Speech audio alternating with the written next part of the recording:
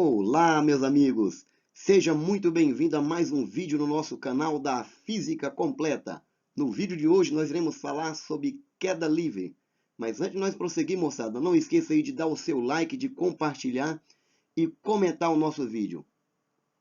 Porque a sua opinião é muito importante para nós. Então, vamos lá! Queda livre. Então, denomina-se queda livre o movimento de subida ou de descida de um corpo. Então, no lançamento vertical para cima, o corpo vai subir até uma determinada altura e depois ele cai. Um corpo desprezado de uma determinada altura também vai cair de encontro à Terra. Isso se dá devido à existência de um campo gravitacional próximo da Terra. Ou seja, todo e qualquer corpo próximo da Terra vai cair com a mesma aceleração. Então, essa observação foi feita pela primeira vez por Galileu Galilei. Então vamos lá para Galileu versus Aristóteles.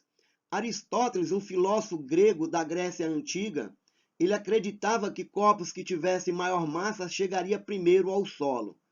Galileu refutou essa ideia, falou não, que corpos com massas diferentes chegariam ao mesmo instante no solo, que para a queda dos corpos não dependia não dependia da massa do corpo, e sim da gravidade. É claro que foi coroado esse experimento por Isaac Newton, mas a história conta que Galileu subiu na Torre de Pisa e soltou duas esferas, uma com massa maior do que a outra, e notou-se, né, que chegava praticamente ao mesmo instante, com a diferença mínima de tempo. Isso acontecia devido à resistência do ar. Então, se nós soltarmos uma pena e soltarmos um cofre, ambos chegarão ao mesmo instante no solo, porque não depende da massa dos corpos, e sim da gravidade. É claro que vamos desprezar a resistência do ar.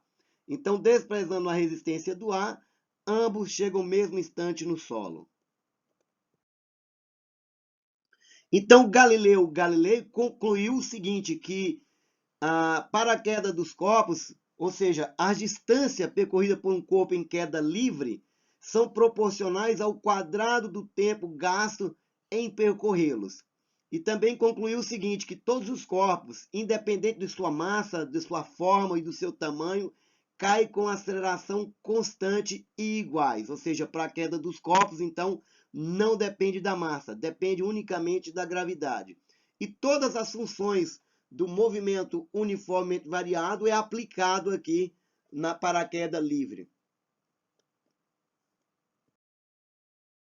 Lançamento vertical para cima. Então, quando nós lançamos um móvel para cima, de acordo com que ele sobe, a velocidade dele diminui. Isso quer dizer que o movimento é retardado, ou seja, quem faz com que essa velocidade desse móvel reduza é a gravidade. Então, a gravidade ela atua verticalmente para baixo, fazendo assim diminuição da velocidade do móvel. Então, vamos fazer aí um exemplo de lançamento vertical para cima. Então vamos lá, um corpo é lançado do solo vertical para cima com velocidade inicial 30 metros por segundo e vamos desprezar a resistência do ar. E vamos admitir que a gravidade seja 10 metros por segundo quadrado. Embora a nível do mar essa gravidade seja aproximadamente 9,8 metros por segundo ao quadrado. Mas para efeito de cálculo vamos considerar igual a 10. Então o exercício pede aí para calcular o tempo gasto pelo corpo para atingir a altura máxima. A letra B pede a altura máxima atingida em relação ao solo. E letra C, o tempo gasto pelo corpo para retornar ao solo. Então, lembrando que esse móvel vai chegar até uma determinada altura e depois vai descer novamente. E letra D pede a velocidade ao chegar no solo. Então, vamos para o próximo slide para ver a resolução desse exemplo. Então vamos lá para a resolução, pessoal. Então tem um projeto que vai ser lançado para cima. Então, como ele está sendo lançado a velocidade inicial 30 metros por segundo, ele chega até uma determinada altura e depois retorna. Então, lá no ponto de altura máxima, a velocidade é 0. Vamos orientar a seta para cima, ó, porque o movimento foi para cima.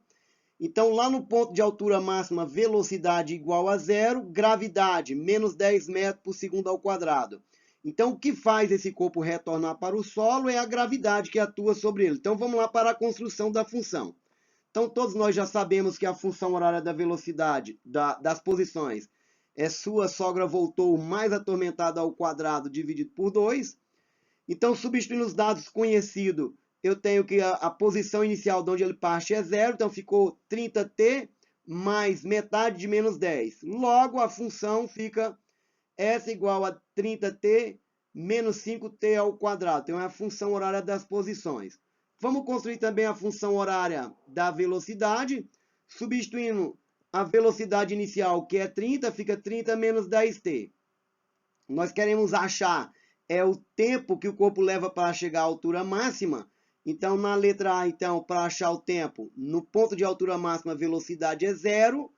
Logo, fica substituindo esses dados na função horária da velocidade, fica 0 igual a 30 menos 10t. O menos 10t vai passar para o primeiro membro, vai com sinal trocado, fica 10t igual a 30. O 10 vai passar dividindo, fica 30 dividido por 10, que dá 3 segundos. Ou seja, o tempo que ele levou para chegar à altura máxima. Com esse dado, nós vamos calcular a altura máxima em relação ao solo.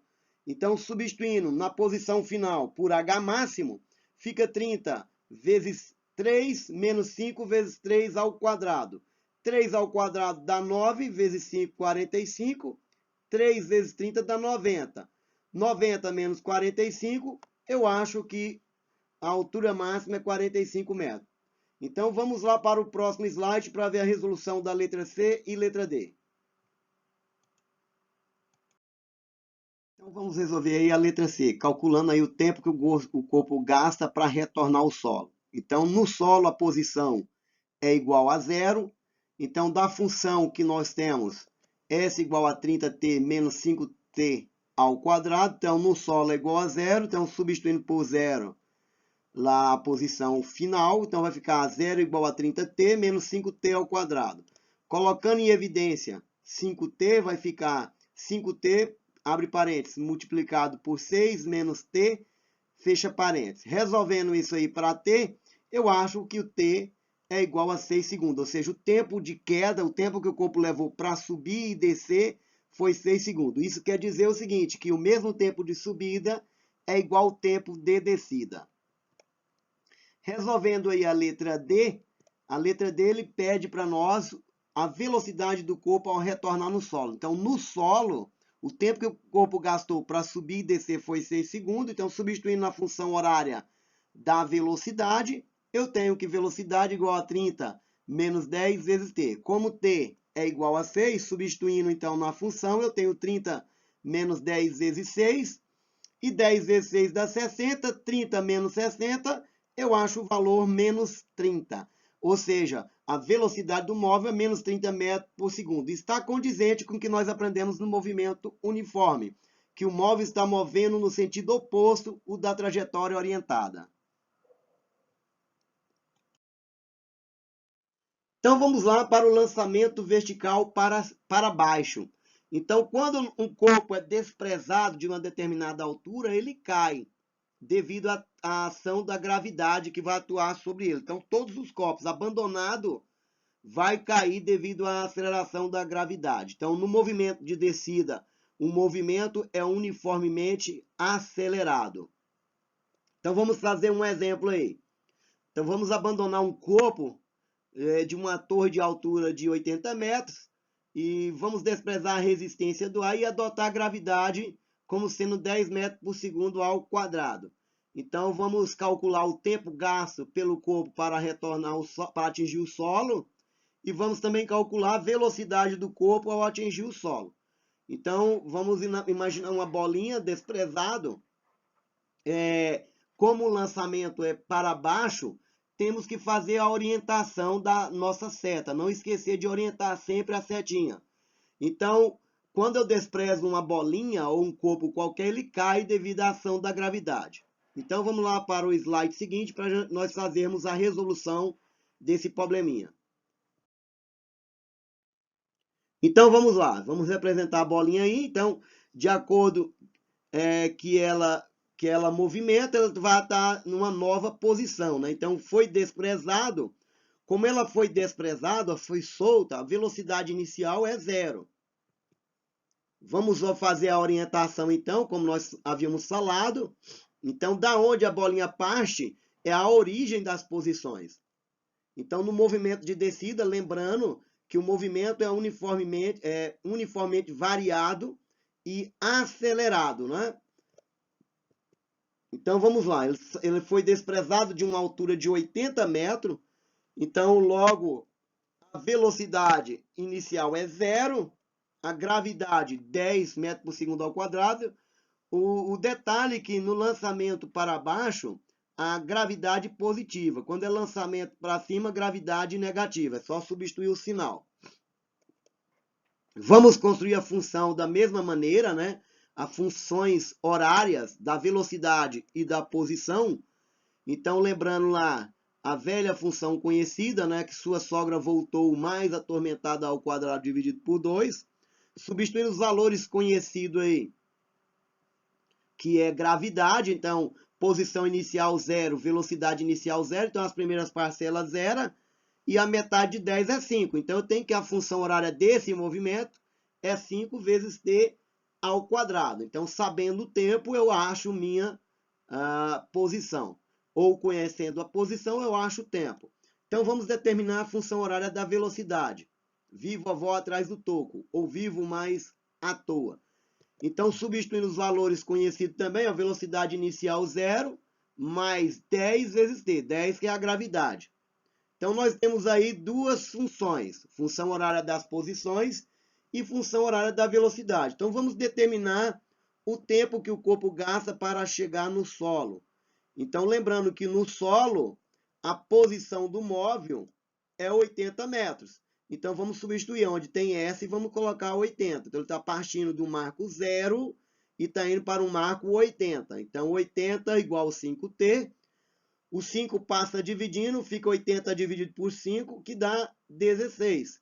E aí eu vou extrair a raiz quadrada de 16, eu acho aí que o tempo que o corpo leva para chegar no solo, 4 segundos, é o tempo de queda. Lembrando, quanto maior o tempo de queda, maior a velocidade. Veja aí que para achar a velocidade do corpo ao chegar no solo, é só pegar o tempo de queda e substituir agora na função horária da velocidade. Então, eu tenho que velocidade é 10 vezes 4, 10 vezes 4, 10 metros por segundo ao quadrado. Então, espero ter ajudado vocês. Mas antes de nós irmos embora, pessoal, não esqueça de dar o seu like e vamos fazer uma análise de uma frase para que você possa meditar. Uma frase de Galileu Galilei. Então, vamos lá. E ele diz o seguinte, que não se pode ensinar nada a um homem. Só é possível ajudá-lo a encontrar coisas dentro de si. Então, tenha todos aí bons estudos e até o próximo vídeo do nosso canal da Física Completa. Até mais!